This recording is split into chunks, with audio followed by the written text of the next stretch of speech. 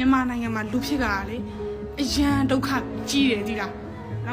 ဒီကောင်မလေးနဲ့နော်ဘလောက်တော့တင်ကြီးခံပြီးနေရတယ်မသိဘူးသာသနာ့နေမြေမှာနော်ဒါအခုလိုလောက်တာကတော့ဒါရုပ်ပေါက်လုံးလားဗုဒ္ဓဘာသာအမိခံပြီးတော့နော်ဒါဗုဒ္ဓဟောတဲ့တရားတော်နဲ့လည်းဒါစัจ jin မဖြစ်နေတဲ့ဖြစ်ရက်တွေကနော်ဒါမြန်မာပြည်ကြီးမှာနော်ဒါမမြင်ချင်မှအဆုံးပါဒီဗီဒီယိုမှာနော်ဒါဒီကောင်မလေးဒါဘာကြပေါက်ဝင်နေလဲဆိုတာပေါ့နော်ကြည့်လိုက်ရအောင်မြန်မာနိုင်ငံမှာလူဖြစ်ကြတာလေအရန်ဒုက္ခကြီးတယ်ဒီလားဘယ်ဘဝမှာမြန်မာနိုင်ငံမှာလူမဖြစ်ပါစေနဲ့ဒီလားဘာဖြစ်လို့လဲဒီလားဖုံးအဲ့ပြောမိတော့မယ်ဘာသာရေးကိုဘန်းပြပြီးတော့လေဒီလားသူတို့လေ KTV မှာထောက်တချင်းမဆိုနိုင်နေဘာသာရေးဘန်းပြပြီးတော့တချင်းစုံနေတဲ့အကောင်ကြီးကောင်မတွေကတက်တက်ကိုရှိတာပလင်းတချင်းထိုင်စုံနေတာထောင်ကြည့်လိုက်အဲ့ဒါဘယ်ကတချင်းစုံနေလဲဖုံးကြီးเจ้าကတချင်းစုံနေတာဖုံးကြီးကအဲ့ဒါကိုလက်ခံနေအဲ့လိုဆိုတဲ့ဟာကိုငါအံ့ဩတယ်တကယ်မကြားတာဆောက်တော့သူမှထုံနေရမနဲ့လဲဆိုတယ်မနဲ့ဆိုလဲမနဲ့မလို့ညဆိုတော့လဲညမလို့တို့တချင်းဆိုတယ်ချဲ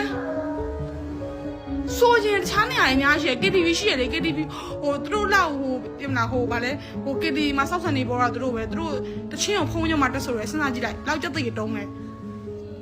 ဖုံးကြီးကဒါကိုလက်ခံနေတယ်ငါတော်တော်အံ့ဩတယ်တဲ့အဲ့ဖုံးကြီးတဲ့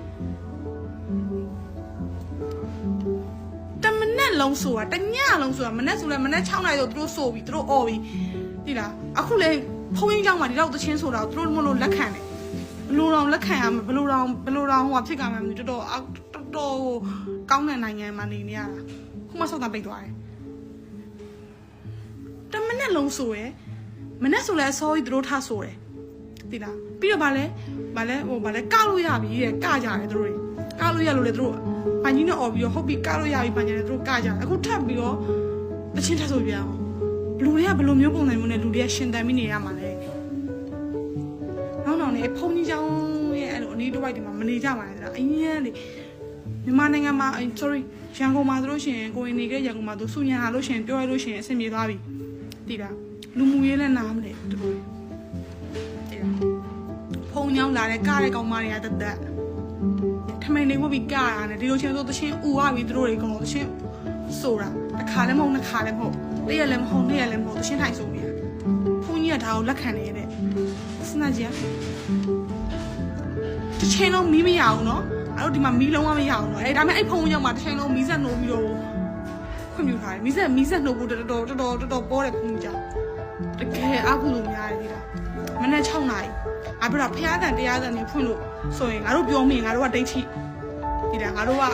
တကယ်အပယ်လားမဲ့လူမသိရင်ဟိုဗာလဲသူ့ရဲ့မိဘတွေဆုံးလာကြတယ်သူတို့စုံနေတာအရက်သမားကြီးလဲဆိုတယ်အမူးသမားကြီးလဲဆိုတယ်အကုန်တက်ဆိုတာဖုန်းကြောင်းမှာဘလို့လူတွေကလည်းအဲ့ဖုန်းကြောင်းကိုဟိုလိုမျိုး support တွေလုပ်နေဖုန်းကြီးကလည်းဘာမှမပြောဘူးကြည့်နေကြတာပဲလားဖုန်းကြီးကလည်းတကယ်အံ့ဩတယ်ငါနေရနေရသိတာဖုန်းကြောင်းနေမှာဖုန်းကြောင်းကတော့မနေကြနဲ့တလားတော်တော်အကုတုံများလို့ဒီဗီဒီယိုကိုကြည့်ပြီးတော့နော်ဒါမြန်မာနိုင်ငံကြီးရနော်ဗုဒ္ဓဘာသာနိုင်ငံလို့ဒါနာမည်ခံထားတာနိုင်ငံရဲ့လူဦးရေတန်60နီးပါးရတယ်နော်ဒါ80ရာခိုင်နှုန်းလောက်ကဒါဗုဒ္ဓဘာသာကိုကိုးကွယ်ကြတယ်အဲ့ဒီ80ရာခိုင်နှုန်းနီးပါးရှိတဲ့လူဦးရေထဲမှာလည်းနော်ဒါဗုဒ္ဓရဲ့တရားတော်အတိုင်းဒါလိုက်နာကြတဲ့လူဦးရေကလည်းဒါလက်ချိုးရည်လို့ရတယ်လူတွေကလည်းနော်ဒါတရားပြတ်တာလည်းဒါမပြောနဲ့လေဒါဗုဒ္ဓသားတော်တွေဖြစ်တဲ့ဒါဘုန်းကြီးတွေကိုယ်တိုင်ကိုကနော်ဒါဗုဒ္ဓရဲ့တရားတော်အတိုင်းမနေကြတော့သွားပြီးတော့အခုလို social media ခေတ်မှာနော်ဘုန်းကြီးတွေနဲ့ပတ်သက်တဲ့သတင်းတွေကတော့ဒါမမြင်ချင်မှအဆုံးပဲဘုန်းကြီးတွေနော်ဒါအပျော်ပါးနဲ့ပတ်သက်တာဒါဘာမှမလုပ်ရဘူးလို့ဒါဗုဒ္ဓကပြညတ်ထားတာနော်အကြောင်းဝင်းထဲမှာဒါပျော်ပွဲစင်ပွဲလုပ်တဲ့ဘုန်းကြီးတွေကလုံနေဒါကိတ်မုတ်ကြီးပေါ်မှာနော်ဒါတတ်တော်ဘလောက်ဆိုပြီးတော့ဒါ happy birthday လုပ်တဲ့ဘုန်းကြီးကလုံနေချဲကနေပေးဘေးတင်ဟောငပြောပွဲအုံပွဲပေးပြီးတော့နော်ဒါဝိဆလို့ပါလို့နဲ့ဒါစိတ်ကူးနေတဲ့ဒါဘုန်းကြီးတွေလည်းအများကြီးပဲဗုဒ္ဓကနော်ဒါပါဏာတိပါဒကံကိုဒါကိုယ်နဲ့လည်းမပြစ်မှားရဘူးနှုတ်နဲ့လည်းမပြစ်မှားရဘူးဒါစိတ်နဲ့လည်းမပြစ်မှားရဘူးလို့ဒါအတိတ်တင်ဟောထားတာတော့နော်ဒါဘာသာရေးအကြောင်းပြချက်နဲ့နော်ဒါစစ်တိုက်ဖို့ဒါလူစုပြီးဒါအဖွဲထောင်ထားတဲ့ဘုန်းကြီးတွေကလည်းနော်ဒါတက်ရှိနေတဲ့အခုကိစ္စဆိုရင်လည်းကြည့်ဒါတိတ်ဆိတ်ငြိမ်းချမ်းတဲ့ဒါသာသနာ့နယ်မြေထဲမှာနော်အခုလိုကိစ္စလုံးမရဘူးဆိုပြီးတော့နော်ဒါကျောင်းနိုင်ဘုန်းကြီးကဒါတားရမယ်လေဒါဘုန်းကြီးတွေအတွက်ဒါဖះဟောရတဲ့ဒါ10ပါးသီလတွေကဒါ9ခုမြောက်သီလဖြစ်တဲ့ နစ္စဂီတဝါဒိတဝိတုကတတနာဝေရမီတိတ်ခတ်မတမာတိယမီဆိုပြီးတော့ပါတယ်လေအဲ့ဒါကိုနော်မသားပဲခွင့်ပြုပေးတယ်ဆိုတော့ဖះသားတော့လုပ်ပြီးတော့နော်ဒါဖះပြောတဲ့စကားကိုဒါနားမထောင်တာနဲ့ဒါအတူတူပဲမြန်မာနိုင်ငံကနော်ဗုဒ္ဓဘာသာနိုင်ငံလို့ဒါပြောတာဖះမကြိုက်တဲ့ကိစ္စတွေဆိုနော်ဒါတော်တော်ကိုလောက်တာဖះကပွဲလန်းတစ်ပင်းနေမကြိုက်ပါဘူးလို့ပြောထားပါတယ်ဆိုမှဖះပွဲဆိုပြီးတော့နော်ဒါလောက်လိုက်ကြတာဒါတနိုင်ငံလုံးအနှံ့မှာဖះပွဲဆိုပြီးတော့နော်ဒါဖះကိုဗန်းပြပြီးတော့ပွဲခွင်းတစ်ခုလုံးမှလည်းနော်အရက်ဆိုင်တွေလောင်စာဝိုင်းတွေကအပြည့်ပဲဒီနိုင်ငံကနော်ဒါဘာသာရေးကိုဗန်းပြပြီးဒါလှုပ်စားရင်ဒါလှုပ်စားလို့အကောင်းဆုံးနိုင်ငံပဲကဲဒီလောက်ပါပဲ